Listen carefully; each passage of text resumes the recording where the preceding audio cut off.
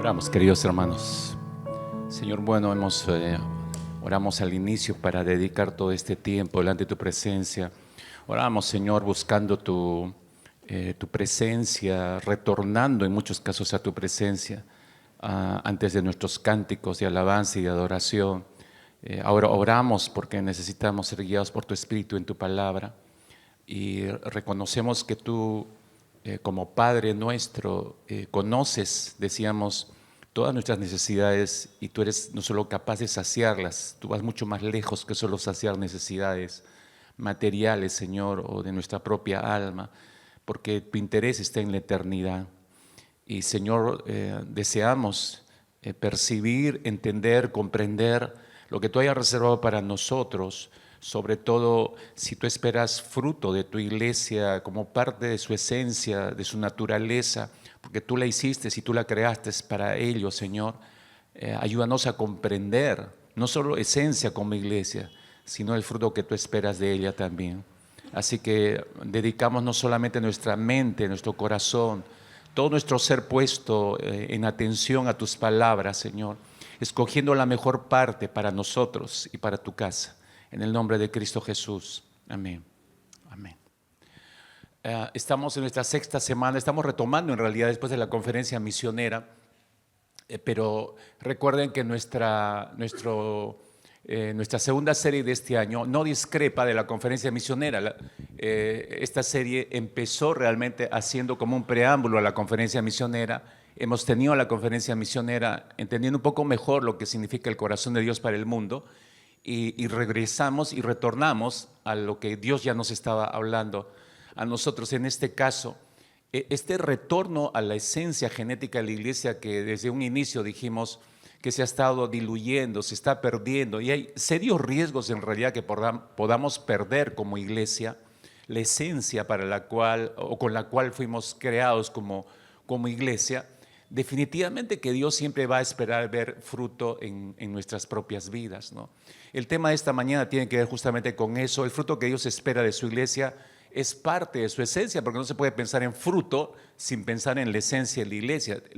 La iglesia tiene una esencia, una forma de ser, tiene una forma.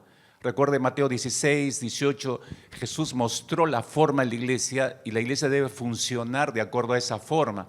La iglesia tiene una forma en la mente de Jesús y Dios lo hizo notar, tiene una esencia como iglesia y debe funcionar y debe dar fruto de acuerdo a esa forma de la iglesia.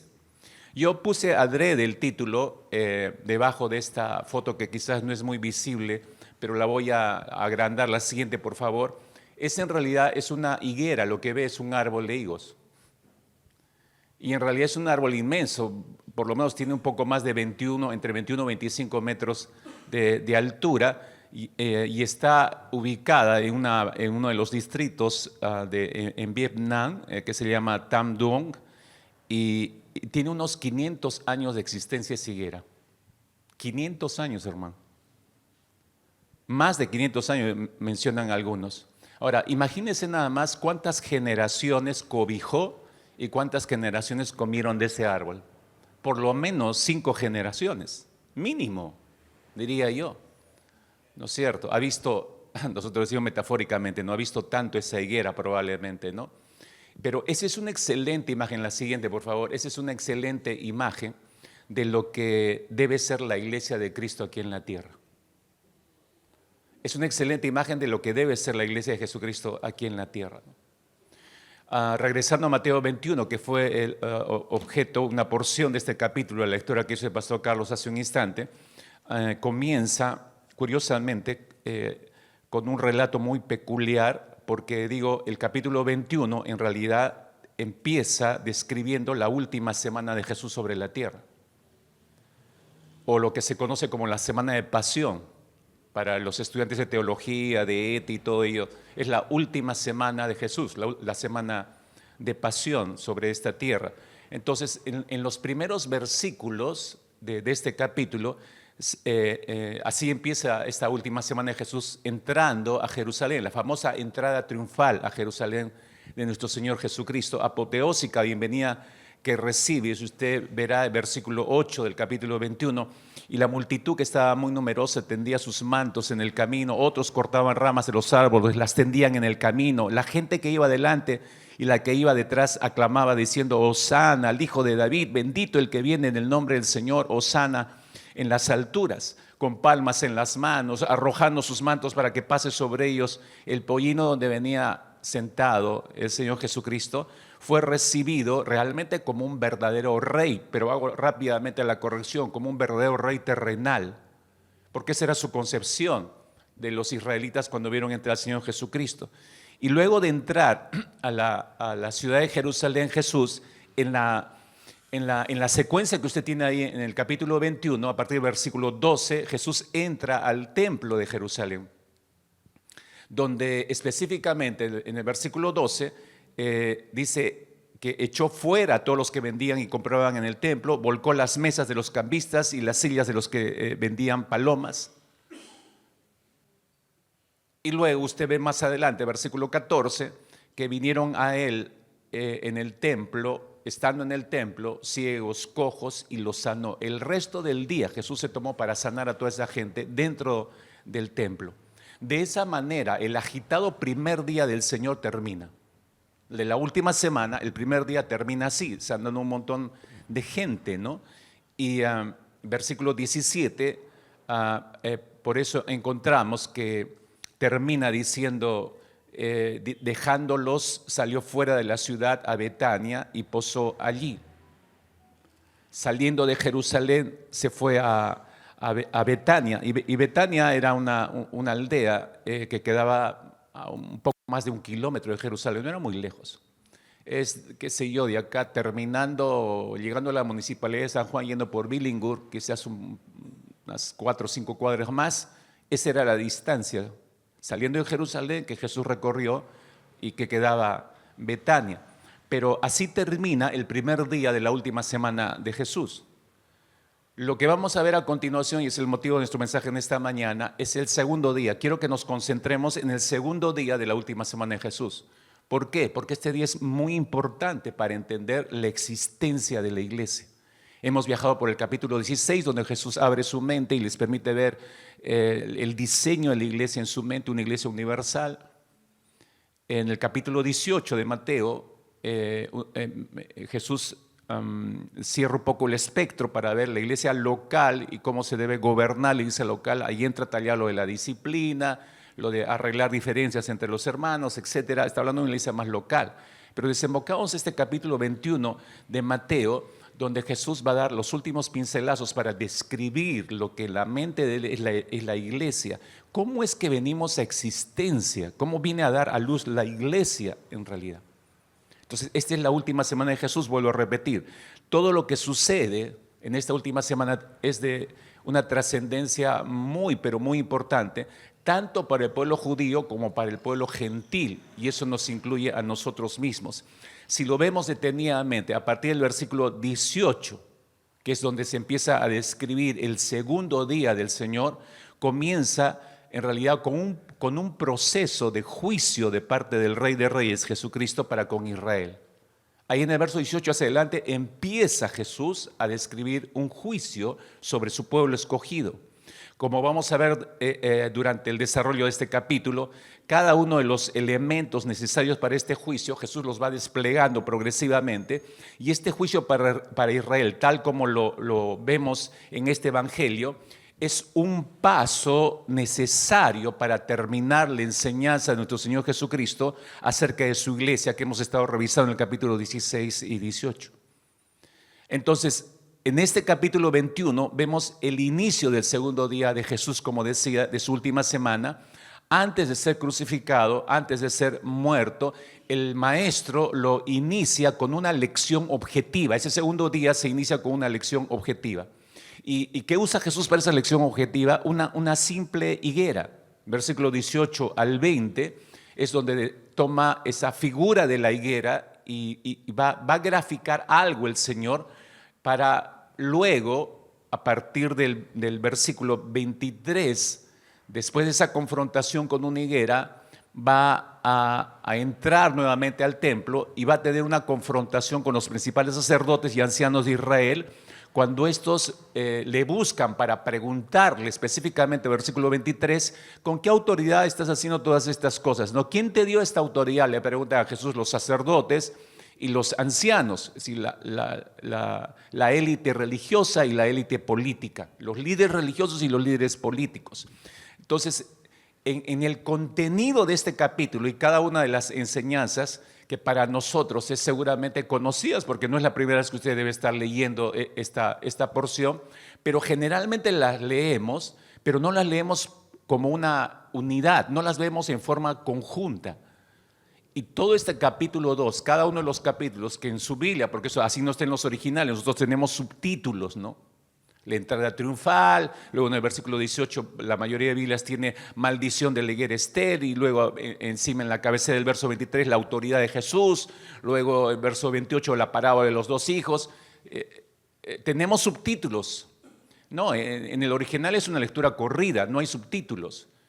Generalmente no conocemos estos pasajes, pero no los leemos viéndolos como una unidad, y menos los leemos pensando en la iglesia. Recuerden que les dije, Mateo tiene una perspectiva misionera. Aquí aparece Jesús abriendo el panorama para que conozcan lo que es la iglesia, cómo él la concibe en su mente. No leemos Mateo pensando en la iglesia, en realidad. Pero decía yo hace un instante, Jesús usa este capítulo para cerrar justamente su descripción de lo que es la iglesia en su mente. En este pasaje, mis hermanos, este pasaje es la esencia en realidad. Por eso es tan importante, ¿no? Es tan importante captar este capítulo. Después de una conferencia, creo que podemos sopesar mucho mejor cuánto valor tiene la iglesia, lo que somos, cómo es que existimos como iglesia. Porque no existimos porque se reunió un grupo de personas y ¿qué hacemos? Adoremos al Señor, ya se formó una iglesia en el tiempo. No, históricamente este es el punto de nacimiento de la iglesia en realidad, y la iglesia nace de una manera, yo diría, un poco trágica, fruto de una desgracia de una nación que no cumplió con su misión y su rol.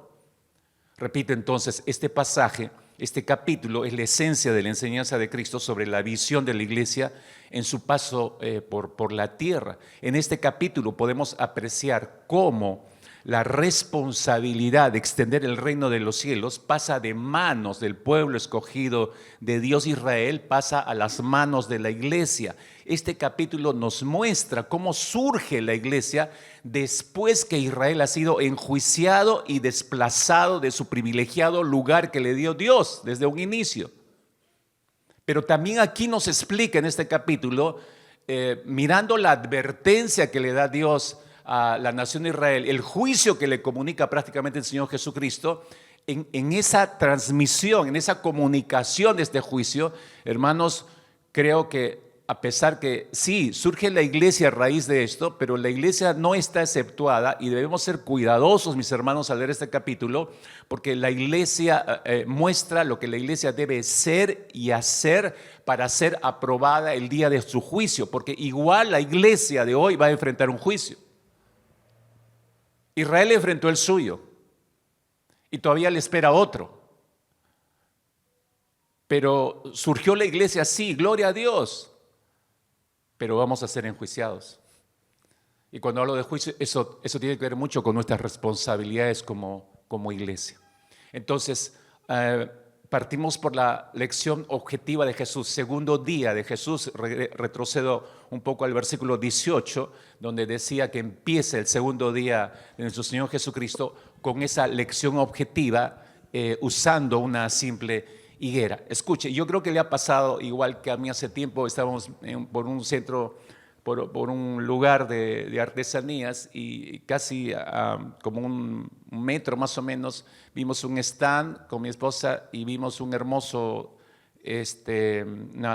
como una bandeja, y había fruta tan apetitosa que a la distancia, hermanos, de verdad que parecía fruta de verdad, ¿no? Hasta que uno se acerca y te das cuenta que es cerámica, bueno. Pero está tan bien trabajada que a la distancia te da ganas de morderla, ¿no?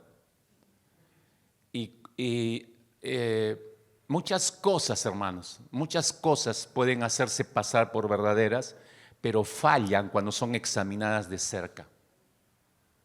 Fallan cuando son examinadas muy, muy cerca.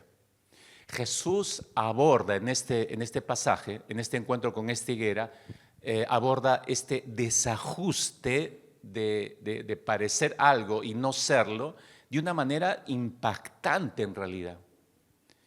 La maldición de la higuera que leemos acá en capítulo 21, versículo 18 y 19, tiene un paralelo en el Evangelio de Marcos, capítulo 11, y voy a estar pasando al Evangelio de Marcos simplemente para completar información, porque leyendo los dos evangelios podemos tener un panorama un poco más amplio y ver detalles que no describe uno, pero el otro sí lo menciona, ¿no? Así que vemos, voy a decirlo así, este milagro de Jesús, donde no solamente está en juego el hecho de que una higuera no produzca frutos, sino que lo peor de todo es que esta higuera da la impresión de ser fructífera y no lo es. Este es un punto clave para entender lo que ocurre entre Jesús y esta higuera. Es una higuera que da la impresión de ser fructífera, pero no tiene fruto. Analicemos un poco el episodio, ¿no?, de este segundo día de la última semana de Jesús. Yo decía, versículo 17 del capítulo 21 nos muestra cuando termina el primer día del Señor y se va a la ciudad de Betania, decía yo un poco más de un kilómetro de distancia de Jerusalén, y ahí pasa la noche Jesús, y al día siguiente, el segundo día, regresa muy temprano, empiezan ese recorrido de madrugada prácticamente Jesús y los discípulos, de Betania hacia Jerusalén. No sé si tienes ahí, gracias. Entonces, bueno, espero que tu visión esté 20 sobre 20, pero tú ves dos nombrecitos en rojo si tu vista no está muy bien. Ya, por lo menos para que veas la distancia allí, ¿no? Ahí está Jerusalén, que es la capital de Judea, de la provincia de Judea, y que sigue estando en el mismo lugar. Por si acaso, Jerusalén sigue existiendo y sigue estando en el mismo lugar. Betania, que está a un poco más de 1 kilómetro, está cerquísima de Jerusalén, más pegado hacia el mar Mediterráneo, ¿no? Entonces, ese es el recorrido que hace Jesús. Sale muy temprano de Betania para regresar a Jerusalén en la madrugada, como yo decía, y viaja con los discípulos. Capítulo 21, versículo 19, y dice: y viendo una higuera cerca del campo, vino a ella y no halló nada en ella, sino hojas solamente. En el pasaje paralelo de Marcos, capítulo 11, versículo 13, este mismo momento lo describe así Marcos. Y viendo de lejos una higuera que tenía hojas, viendo de lejos, o sea, ya en la distancia vio el gran follaje de la higuera, ¿no? Fue a ver si tal vez hallaba en ella algo, pero cuando llegó a ella, nada halló sino hojas, pues no era tiempo de higos. Entonces uno dice, qué mala gente Jesús, ¿no? Pero si no era tiempo de higos, ¿qué culpa tiene la higuera? ¿Para qué la maldice? Ya, ese es el punto a analizar. Fíjese, con esta expectativa, digo expectativa porque es madrugada. No sé, algunos antes de venir a la iglesia, por costumbre probablemente, se levantan y se están alistando y ya tienen que comer algo, tienen que desayunar antes de venir a la iglesia, ¿no? Porque si no, se van a dormir o se van a desmayar en la iglesia. Entonces tengo que comer. Y es natural, el cuerpo te pide alimento, ¿no? Ya descansaste, al día siguiente te levantas, tienes que desayunar, ¿no? Todos desayunamos, a no ser que usted sea un marciano, no sé, ¿no? Pero todos tenemos hambre. Y imagínense a Jesús y los discípulos de madrugada salen, están en camino a Jerusalén, es natural, hora del desayuno, hambre, ya el cuerpo pide. Entonces ven la higuera de lejos, Jesús es el primero que la ve y se acerca, gran follaje, se acerca con expectativa de encontrar algún fruto, y esto no es casual, todo lo que le pasa a Jesús, todo está, yo diría, en la economía de Dios está cronometrado. Cuando Jesús se acerca no es una casualidad, se acerca a la higuera, de hecho que lo siguieron algunos discípulos, entendieron porque también estaban de hambre, ¿no? Imagínense, 12 hombres, hermanos, ¿no?, acompañando a Jesús, ¿no?, de madrugada. Entonces, higos, se acercaron todos, quizás alguno más cerca de Jesús para también agarrar los higos que pudiera. Si Jesús se encuentra, también comemos nosotros, Entonces va con esa expectativa, pero ante la expectativa hay poca satisfacción porque Jesús no encuentra absolutamente nada. Entonces, aquí hay un giro en el relato de la historia. Es sorprendente el giro. ¿Por qué digo? Lea usted conmigo el verso 19. Dice, y viendo una higuera cerca del camino, vino a ella y no halló nada en ella, sino hojas solamente. Y le dijo, Jesús le habla y le dice a la higuera, ¿no? Nunca jamás nunca jamás nazca de ti fruto. Y luego dice, se secó la higuera. En el pasaje paralelo de Marcos, capítulo 11, versículo 14, dice, entonces Jesús dijo a la higuera, nunca jamás coma nadie fruto de ti, y lo oyeron sus discípulos, claro, porque estaban bien pegaditos a él. O sea, tanta expectativa para nada, sin nada de fruto y nada de satisfacción, y hay una reacción de Jesús y hace que se marchite. Por eso leía yo adrede y pongo los dos pasajes ahí, si usted se da cuenta, hace que se marchiten desde la raíz esa higuera para que no vuelva a dar frutos. En realidad esa higuera nunca jamás volvió a dar fruto. Esta reacción de Jesús, me detengo un momento ahí, esta reacción de Jesús definitivamente nos toma a todos por sorpresa. ¿Por qué? Porque tú llegas a este punto del relato y te sorprende porque como que esto está fuera del carácter de Jesús. Porque inmediatamente detrás de esto está fuera del carácter de Jesús, pasa por nuestra mente imágenes de Jesús. Jesús es el que recibe a los niños con amor y dice que no le impidan que vengan los niños a él, ¿no? Es el sanador compasivo. Es aquel que calma las tormentas, que a pesar que está cansado, pacientemente se levanta para calmar la tormenta que preocupaba a los discípulos. Es el que pacientemente responde al grito de dos ciegos en medio del camino que lo empiezan a llamar para ser sanados. O sea, este no es el Jesús que conocemos. Por eso nos agarra de sorpresa y parecería que lo que acaba de ocurrir, Mateo 21, 19, fuera más bien la reacción de un Jesús carnal, de un Jesús que su acción es una acción más visceral, más impulsiva. Parecería, digo hermanos, pero no es así en la realidad. Jamás Jesús perdió el control de sí mismo sobre todo de su área emocional, jamás, jamás. Para comprender, hay dos cosas que quiero con esto aclarar. Para comprender la reacción de Jesús, primero hay que comprender la naturaleza de la higuera, y te explico rápidamente. Los árboles de higos son muy comunes en Palestina y muy apreciados, sobre todo en la nación de Israel. Sus higos más grandes y los más maduros son cosechados, se recogen entre los meses de agosto y septiembre. Otra vez, espero que tu visión esté 20 sobre 20 ahí.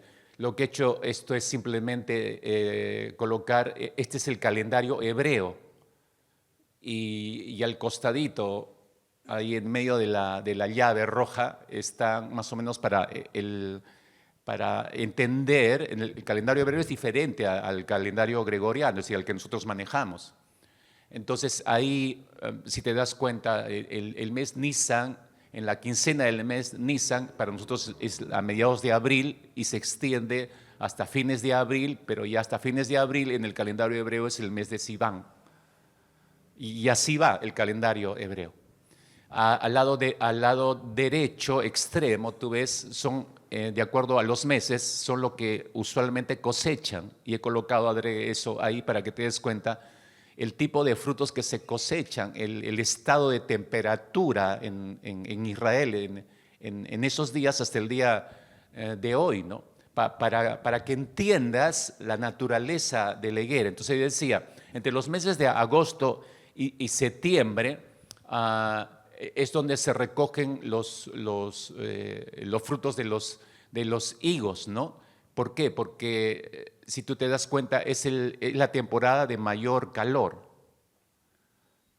y es donde producen las higueras los higos. Entonces eso es lo primero que quiero traer a tu mente, dado ahora, conectándolo con el pasaje que estamos leyendo. ¿Cuándo, en qué temporada ocurrió esto que Jesús se encuentra con la higuera y no encuentra frutos? No es el mes de agosto, porque están a punto de celebrar la Pascua, y la Pascua judía se celebra en el mes de abril. Entonces está bien distante el fruto de higo prácticamente, ¿no?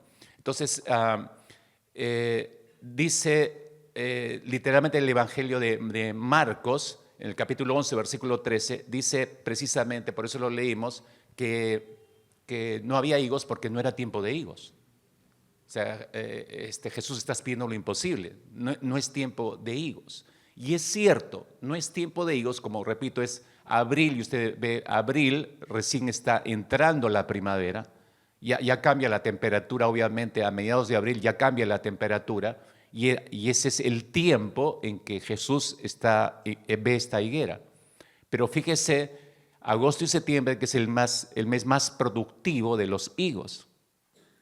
Pero que hay un detalle, si te das cuenta, no es tiempo de higos, sí, pero es tiempo de brevas. No es tiempo de higos, pero es tiempo de brevas. Me explico. En la tierra de Israel hay dos estaciones bien diferenciadas, ¿no? Una es la estación seca, y por eso le he puesto ahí en la llave, la estación seca que va de abril hasta octubre, y de mediados de octubre hacia adelante ya empiezan las lluvias. Entonces estamos en plena estación seca, está empezando la estación seca en realidad.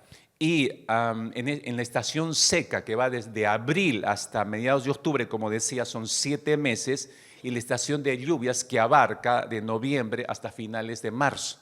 Y nuevamente se repite ahí el ciclo.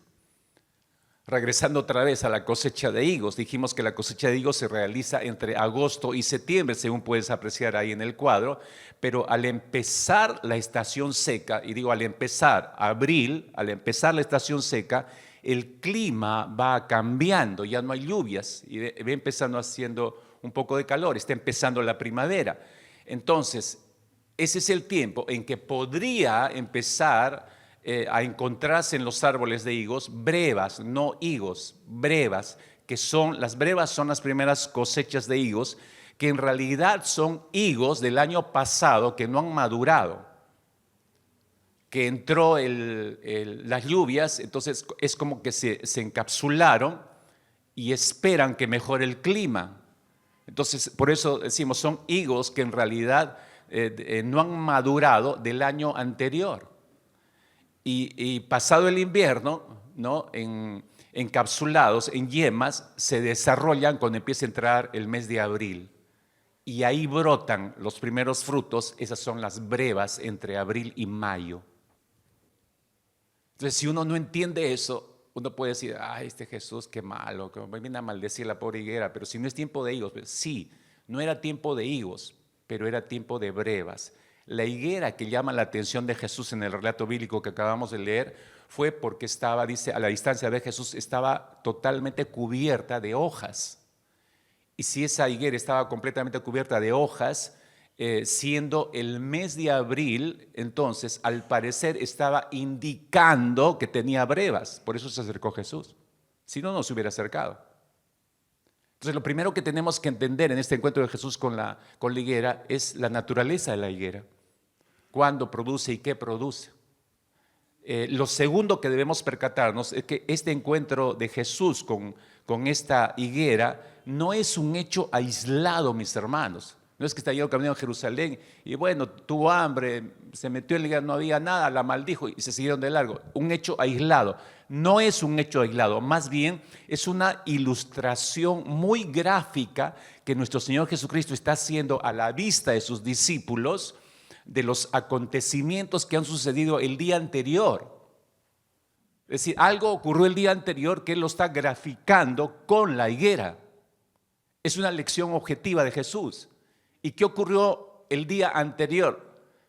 Yo hice un breve recuento justamente de esto. Si usted retrocede al versículo 18, hacia atrás, empezando el verso 12 hasta el 16, lo que encuentra es la entrada de Jesús al templo de Jerusalén y todo lo que encuentra en el templo. Ahora, le explico esto. Cuando el Señor entra en el templo, es evidente que Jesús entra al templo y Él esperaba encontrar algo diferente en el templo.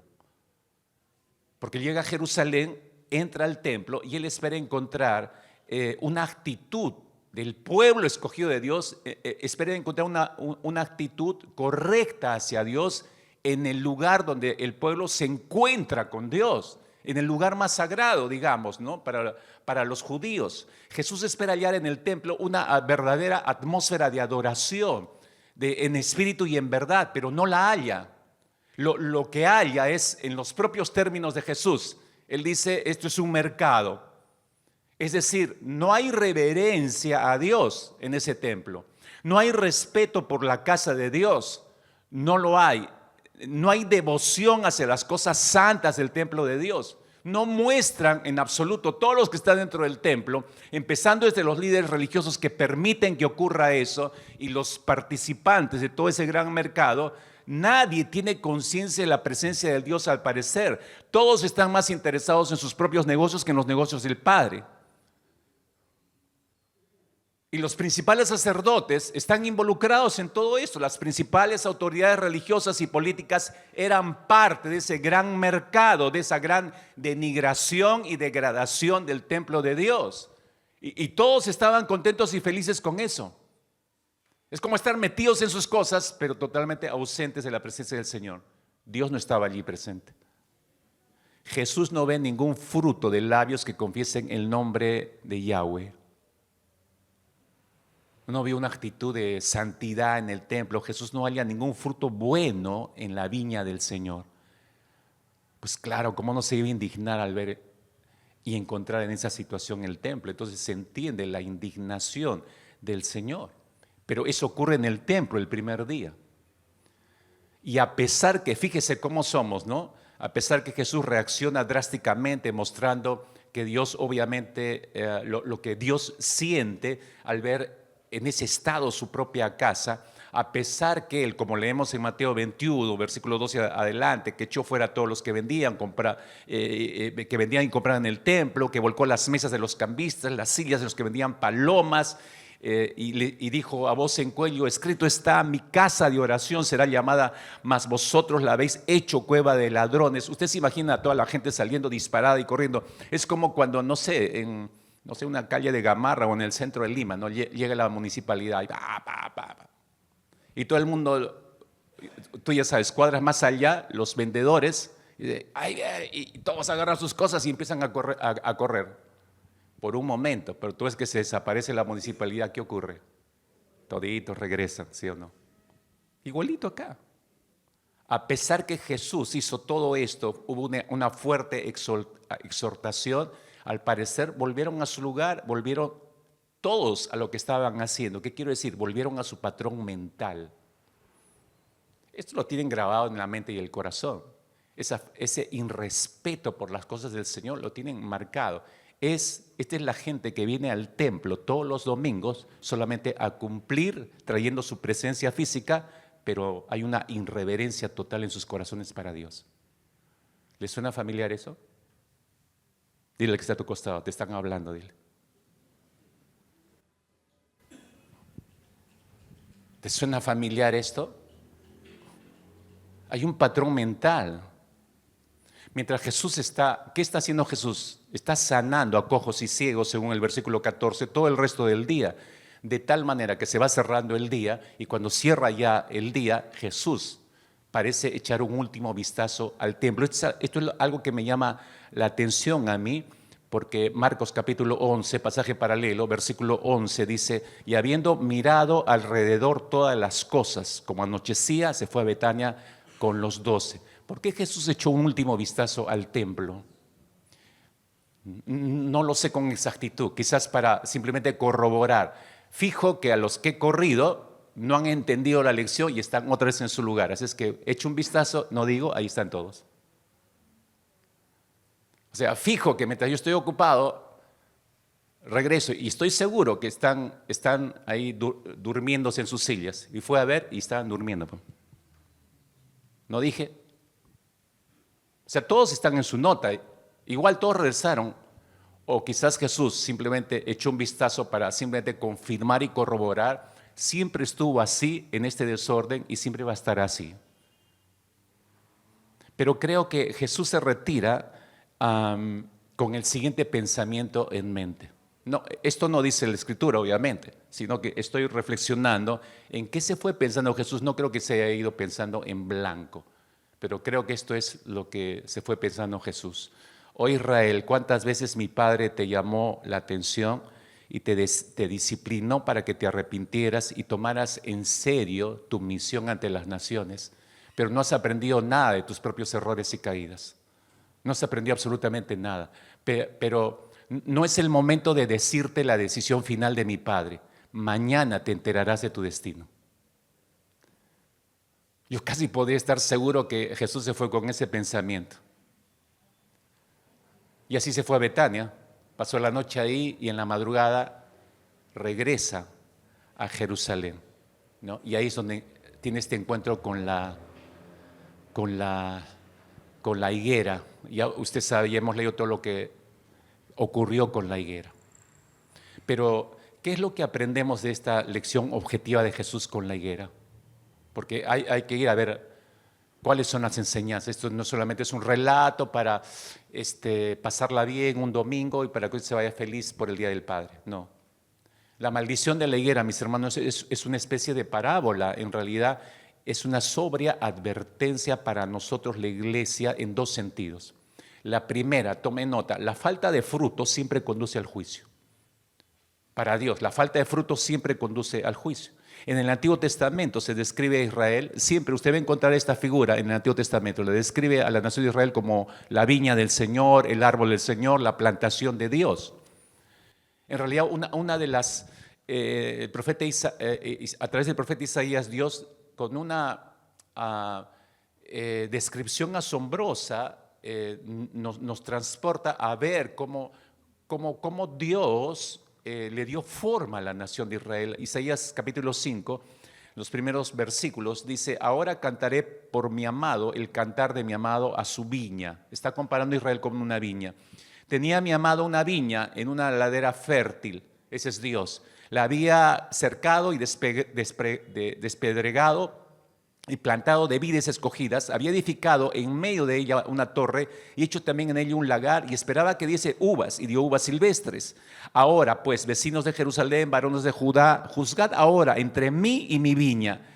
¿Qué más se podía hacer a mi viña que yo no haya hecho en ella? ¿Cómo esperando yo que diese uvas, ha dado uvas silvestres? Os mostraré pues ahora lo que haré yo a mi viña: le quitaré su vallado y será consumida, aportillaré su cerca y será hollada, haré que quede desierta, no será podada ni cavada, crecerán el cardo y los espinos, y aún a las nubes mandaré que no derramara lluvia sobre ella. Ciertamente la viña de Jehová de los ejércitos es la casa de Israel. Está aclarando ya de quién está hablando. Y los hombres de Judá, planta deliciosa suya, esperaba juicio, y aquí vileza, justicia, y aquí clamor. O sea, es un pasaje perfectamente donde se describe lo que hizo Dios por Israel, pero cuando va a ver si tiene el fruto correcto, no hay fruto. ¿Qué esperaba el Señor? Fruto de justicia, dice al final, pero ¿qué encontró? Más bien un fruto de injusticia, de vileza. Y por eso Él está describiendo el juicio que va a derramar sobre la nación. Todo israelita dedicado a la agricultura sabía que las primicias de la cosecha eran para Dios. Todo israelita sabía eso.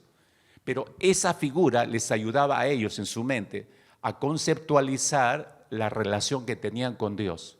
Como viña del Señor, si las primicias son para Dios, entonces nosotros tenemos que darle primicias a Dios. Tiene que haber frutos de nosotros si somos la viña del Señor, igual como nuestras cosechas. Tiene que haber primicias de nuestra vida.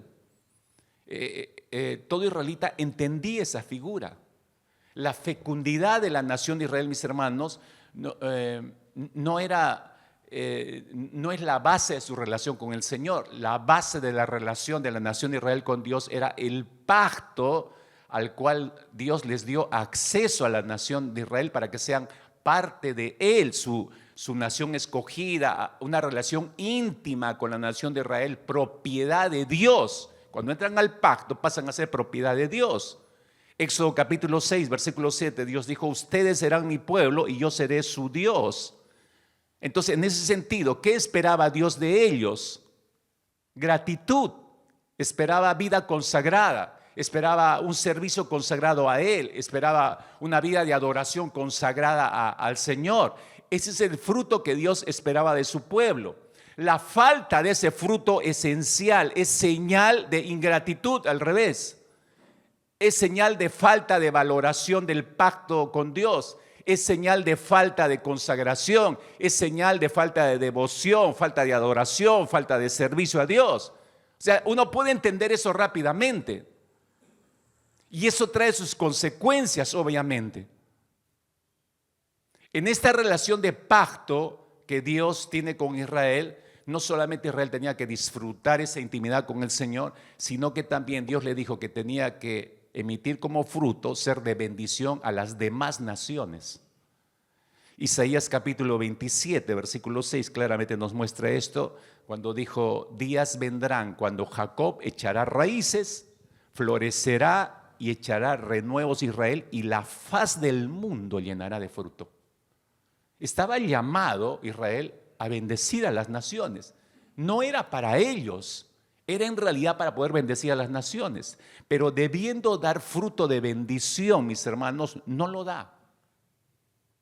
Varias veces los profetas describen a Dios inspeccionando su viña en búsqueda de higos tempranos, en búsqueda de brevas, como señal de fecundidad temprana espiritualmente hablando, pero no las encuentra. Por ejemplo, en Miqueas capítulo 7, versículo 1, dice el Señor: ay de mí, porque estoy como cuando han recogido los frutos de verano, como cuando han rebuscado después de la vendimia y no queda racimo para comer. Mi alma, está hablando Dios, mi alma deseó los primeros frutos, pero no encontré nada.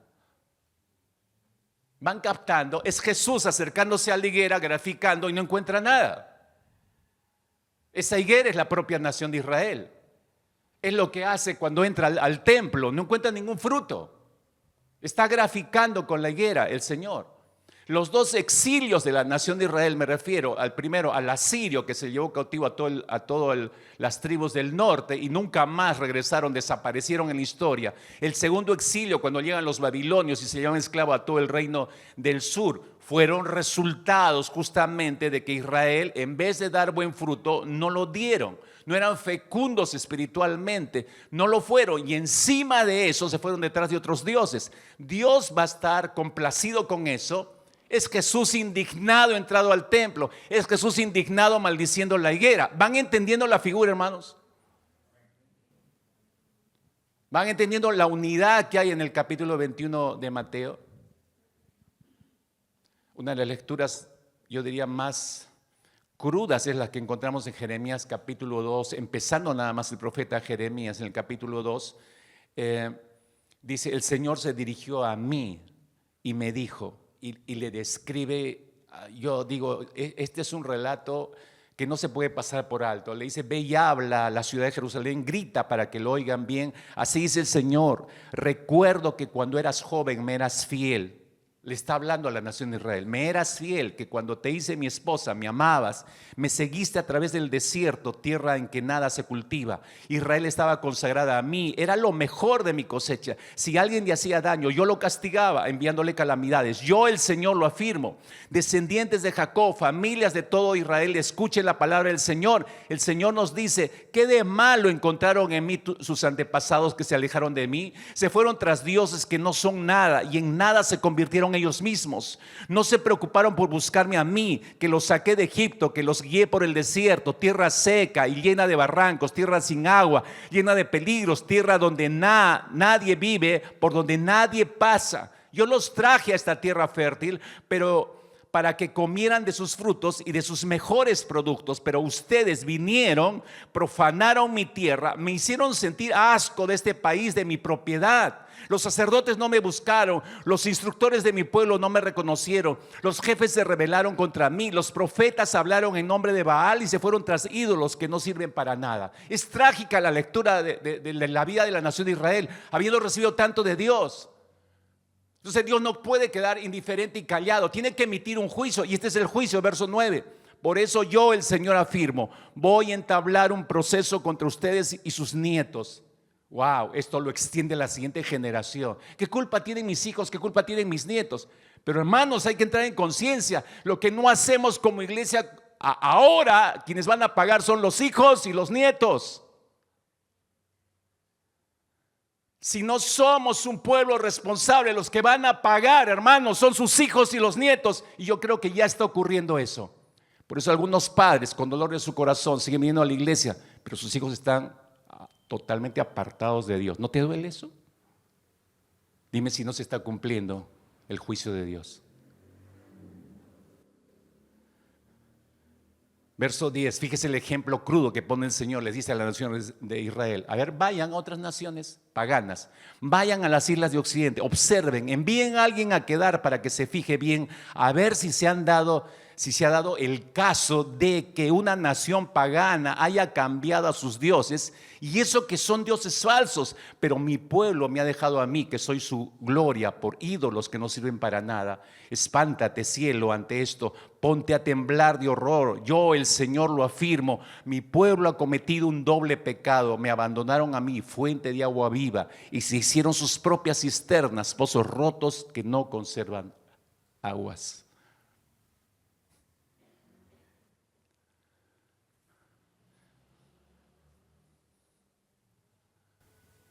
Ahora nosotros, si nos preocupa en alguna medida, imagínense cuando Jeremías por primera vez presentó este mensaje a la nación de Israel, yo creo que había mucha gente tirada en el suelo llorando y pidiendo perdón al Señor.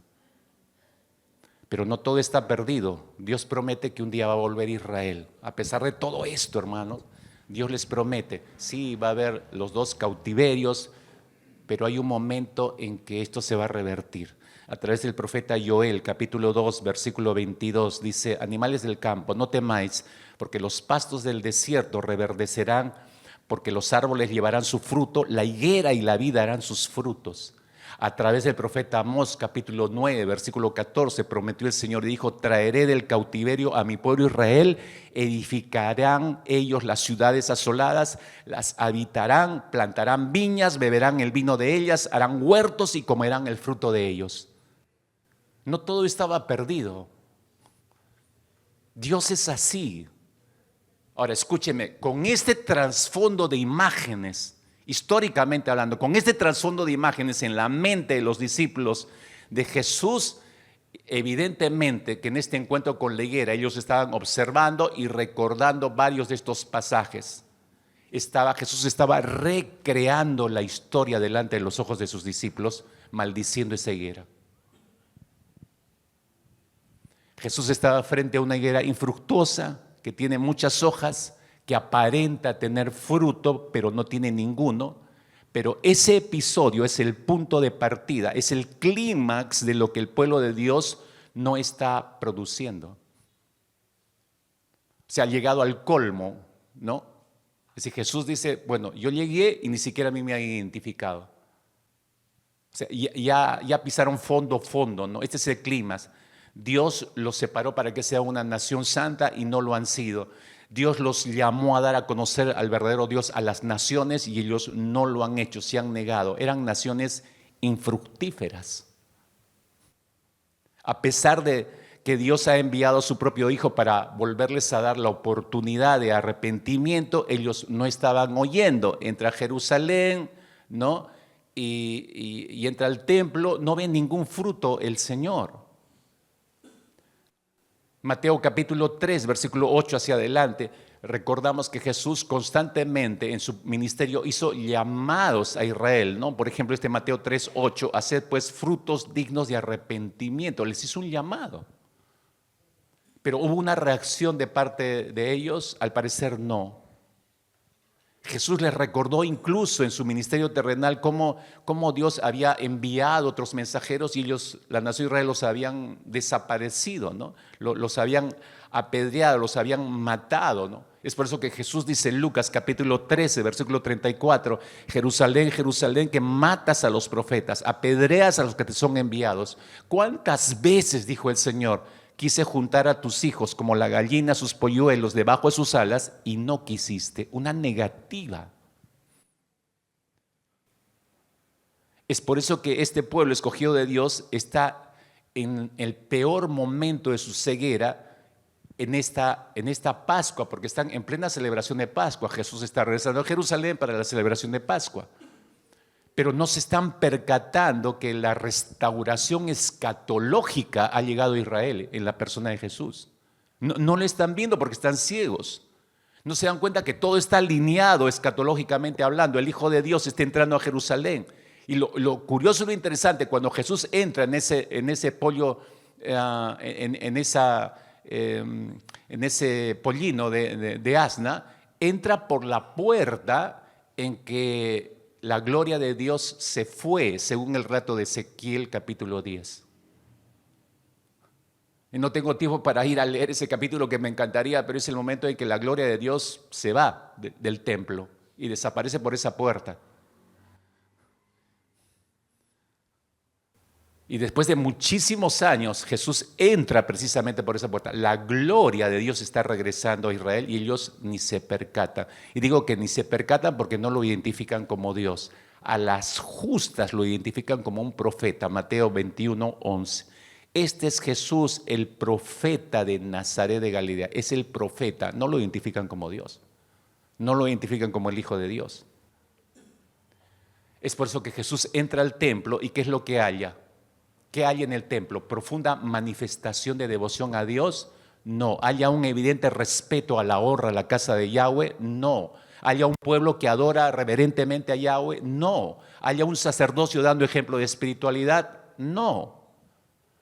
No haya fruto, hermanos. No haya fruto. La higuera, escúchenme, la higuera ha fracasado otra vez. De tantas veces que le ha dado oportunidades del Señor, llega Jesús, le da una nueva oportunidad, los llama al arrepentimiento, la higuera ha fracasado una vez más. Entonces, ¿qué cosa es la celebración de la Pascua? Está en medio de la celebración de la Pascua el Señor Jesucristo. La celebración de la Pascua, todo el tumulto, el movimiento de la gente en el templo, los cánticos, todo es solamente un espectáculo religioso. Es un espectáculo religioso y Jesús entra a la casa de oración de Dios y le encuentra hecha una cueva de ladrones. Escuche, mucha acción, mucho ruido, mucha religiosidad, pero ninguna justicia. Hojas, muchas hojas, pero ningún fruto. La higuera. Por eso Jesús se adelanta y lanza una reprensión en el templo. Mi casa, les dijo, casa de oración será llamada, mas vosotros la habéis hecho cueva de ladrones. Solo llega hasta la exhortación Jesús, porque después va a emitir el juicio final, el dictamen final. Al día siguiente, cuando Jesús se acerca a la higuera, está graficando, repito, todo lo que ha acontecido en el templo. Y eso hacia dónde nos lleva, mis hermanos. Termino. Anote esto con cuidado, por favor, porque dirás, está bueno todo el relato histórico, no sabía esto, no sabía aquello, pero yo no he hecho toda esta descripción para llenarte de información nueva. Ese no es el objetivo. El objetivo final es para esto. Escúchame. Piensa, hermano, hermana, piensa en tus propias brevas e higos. Piensa en tus propias brevas e higos. Cuando los discípulos le piden al Señor Jesucristo, ¿qué ha pasado con lo de la higuera? Porque ellos se dan cuenta que fue consumida la higuera. Y le piden una explicación. Lo que hace Jesús es como que cambia el tema, si se han dado cuenta. Y cambia el tema y empieza a hablar acerca de la oración.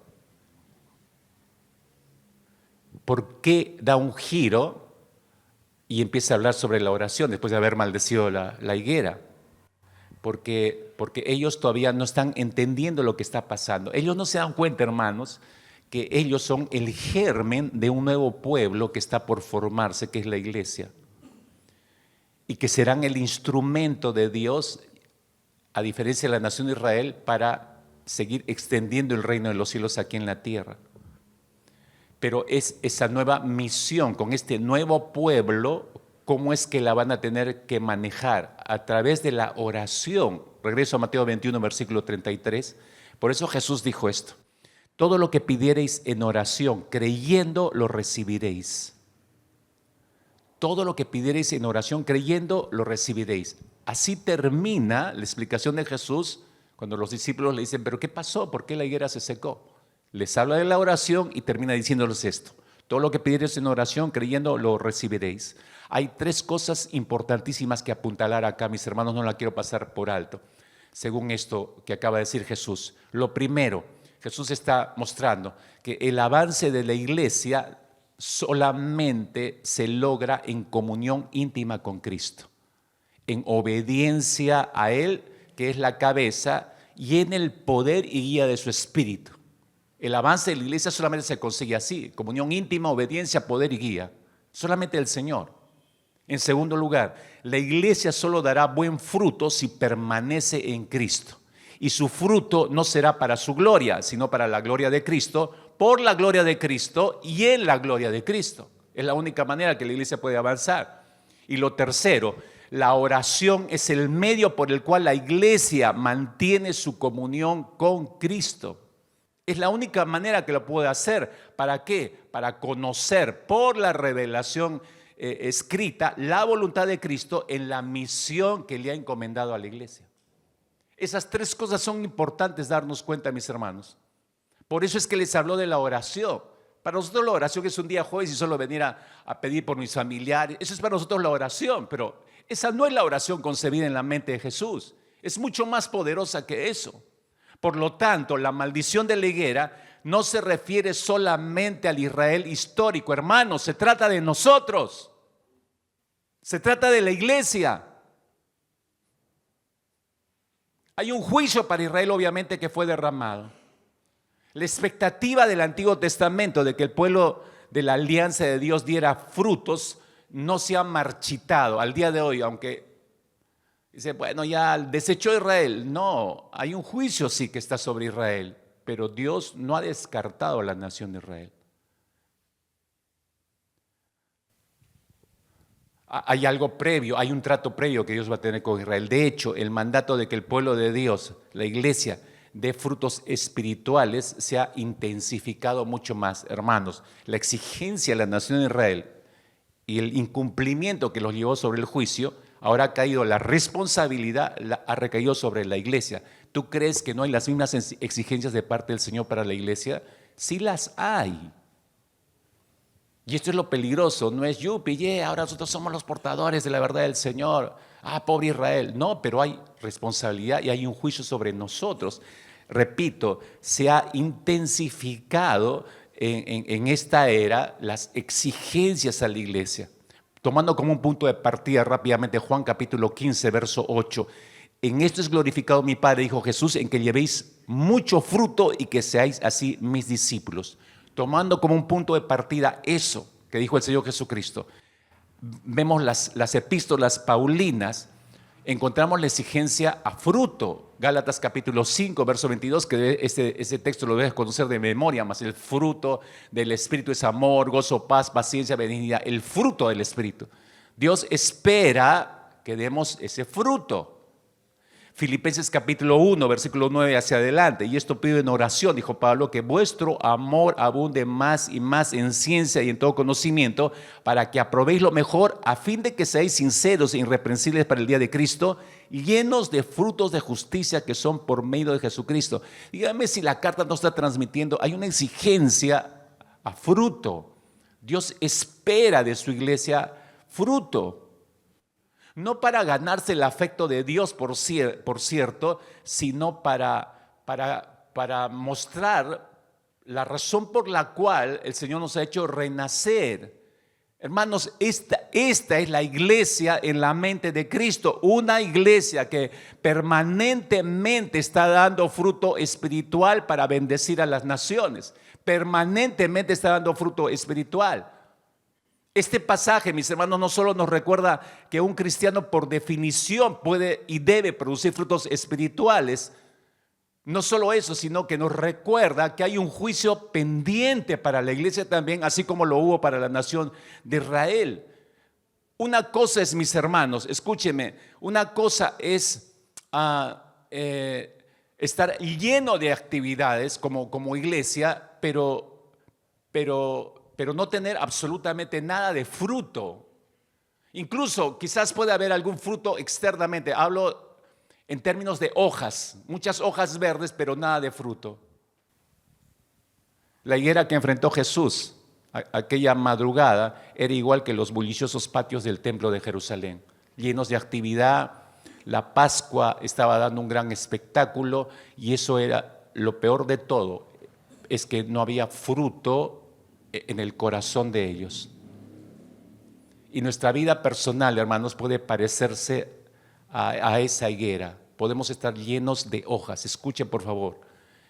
Nuestra vida puede estar llena de hojas. Nuestras hojas podrían ser, voy a poner algunos ejemplos rápidos, podría ser la de la supermamá.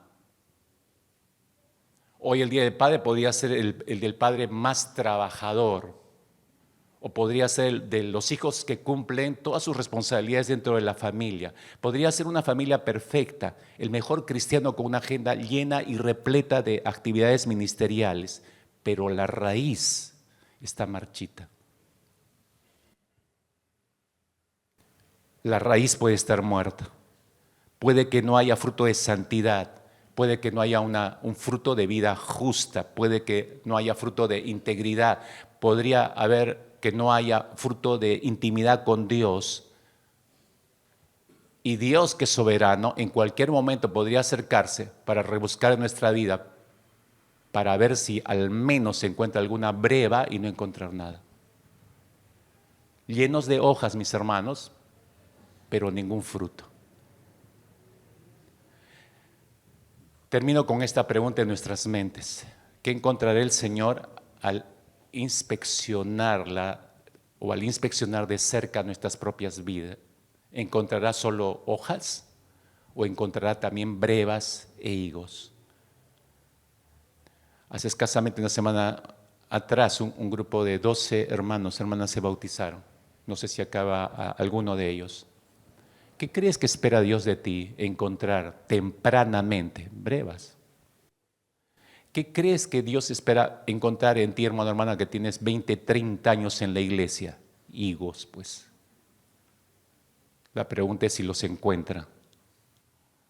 ¿O está rebuscando el Señor en medio de todas las hojas de tu vida, en medio de toda tu agenda llena de actividades ministeriales, de superpapá, de supermamá, de super cristiano, pero no encuentra ningún fruto en absoluto? ¿Encontrarás solamente hojas o brevas o higos? Oramos, hermanos. Creo que tienes que pensar en tu propia vida. Es así como hemos desembocado a ser iglesia, pero no termina la enseñanza de Jesús. Aquí falta el juicio final. Eso lo veremos la próxima semana. Padre, queremos dar gracias por la vida. Es impensable cómo vino a darse a luz a la iglesia. Es sorprendente de cómo nació la iglesia. Es admirable cómo es que hemos llegado a ser lo que somos. Por el rechazo de una nación, por el fracaso de una nación existe la iglesia, Señor. Y eso agrega mayor peso a nosotros, sobre nuestros hombros. Padre, tu palabra dice que tienes misericordia del que quieres tener misericordia. Señor, yo no sé si has hecho pensar, reflexionar a los que alcanzamos a venir en esta mañana, porque quizás la mayoría está con celebraciones en la mente, querer regresar a casa, todo lo que hay que hacer el resto del día, el salir, el paseo, la comida, como siempre suele ocurrir. Estamos igual que la élite religiosa de aquel templo donde entró Jesús. Hay mucho movimiento, pero no había nada de vida, Señor. Me da la impresión como que si tu mano poderosa en esta mañana se hubiera introducido en lo profundo del corazón, palpando y buscando alguna breva, algún higo. Y la pregunta es si habrás encontrado alguno, Señor.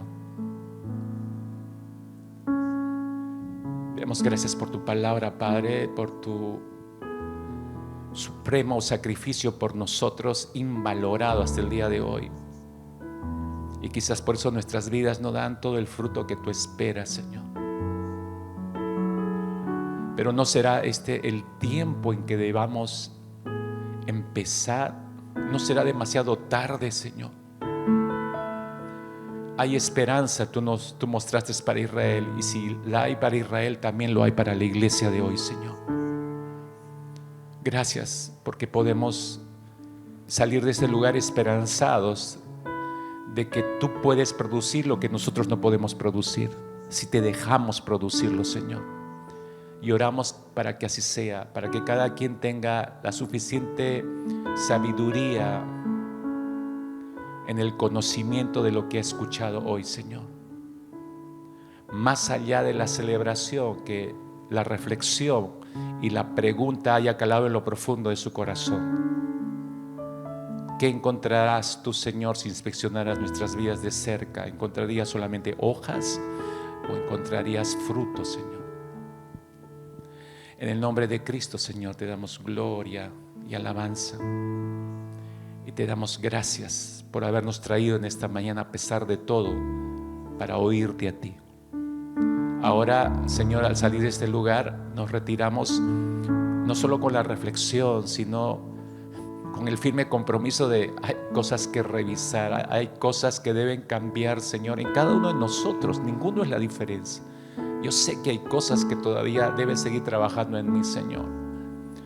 Y sé que hay fruto que no has encontrado en mí, pero que tengo la esperanza de que pronto puedas hallar ese fruto anhelado, esperado por ti, Señor. Deseo glorificarte igual que mis hermanos, igual que toda la iglesia, Señor. Que seamos proactivos en ese sentido, que no dejemos la pregunta en el aire, Señor, o en visto, como solemos decirlo, sino que podamos responderte, Señor, con acciones de vida y con frutos de vida. En el nombre de Cristo Jesús. Amén. Amén, Señor.